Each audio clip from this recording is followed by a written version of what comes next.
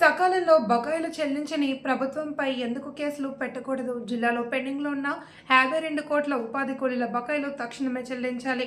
ఆంధ్రప్రదేశ్ వ్యవసాయ కార్మిక సంఘం జిల్లా ప్రధాన కార్యదర్శి డి వెంకన్న.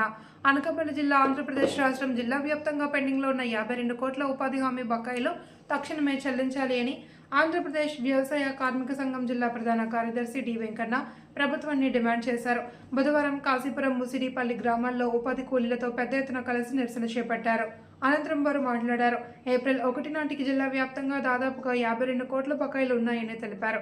సకాలంలో బకాయిల్లో చెల్లింపులు చేయని సంబంధించిన శాఖపై కూలీలు కేసులు పెట్టుకునే అవకాశం చట్టంలో ఉందని, అటువంటి అప్పుడు కూలీలు ఎందుకు ప్రభుత్వంపై కేసులు పెట్టకూడదో సమాధానం చెప్పాలి అని ప్రశ్నించారు.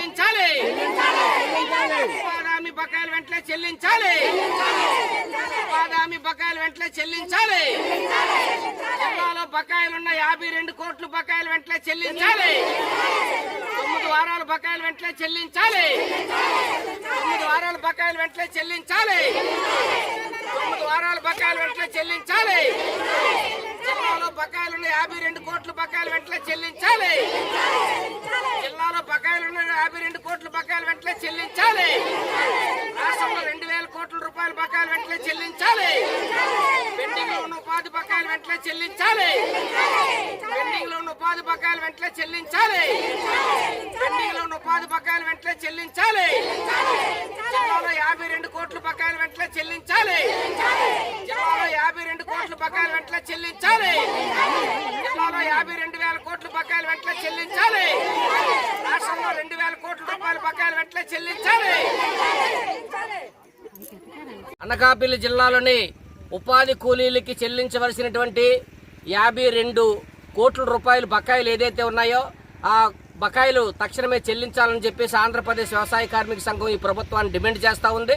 రెండవది, 15 రోజుల్లోగా ఉపాధి కూలీలకి బిల్లులు చెల్లించకపోతే ప్రభుత్వం మీద కూలీలే డైరెక్ట్గా పోలీస్ స్టేషన్కి వెళ్ళి కేసు పెట్టుకునేటువంటి వెసులుబాటు ఈ చట్టంలో ఉంది.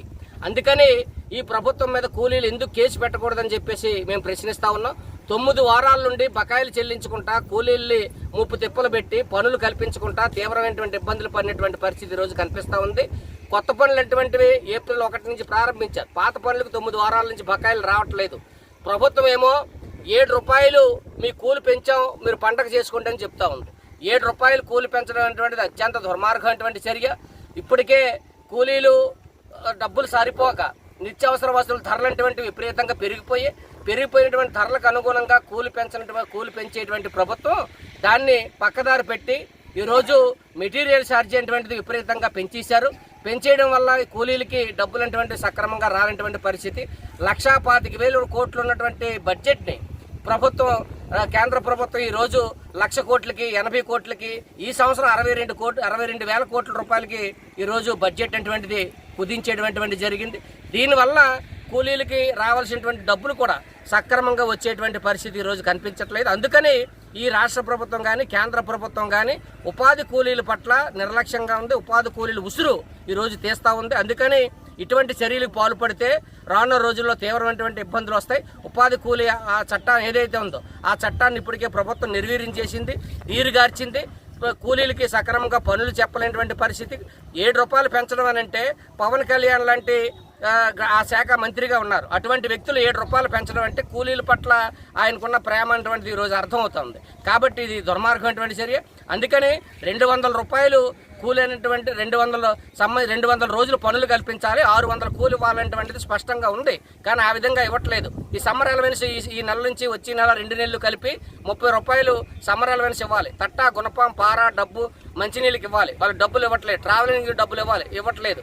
దీనికి తోడు కొన్ని గ్రామాల్లోనే గట్టి నేల అయింది, కాడట్లేదు. నీళ్లు మోసుకొని ఈరోజు తవ్వకాలటువంటివి చేపడతా ఉన్నారు. అటువంటి వాళ్ళకి డబ్బులు అదనంగా ఇవ్వాల్సినటువంటి అవసరం ఉంది. అందుకని ఈ ప్రభుత్వం ఏదైతే 6 గంటల నుంచి 11 గంటల వరకు పనిచేయమని చెప్తుంది, పనిచేయడానికి కూలీలకు ఇబ్బంది లేదు. కానీ మీరు ఇస్తా ఉన్నటువంటి డబ్బులు 600 రూపాయల కూలి ఖచ్చితంగా ఇవ్వాల్సిందే. తట్టా, గుణపం, పార, మంచినీళ్ళు డబ్బులు ఇవ్వాల్సిందే. సమ్మర్ అలవెన్స్ ఇవ్వాల్సిందే. ఇక్కడ మండు టెంట్లో ఈరోజు కూలీలు పనిచేస్తున్నారు. వాళ్ళు కనీసం టెంట్ సౌకర్యం కూడా లేదు.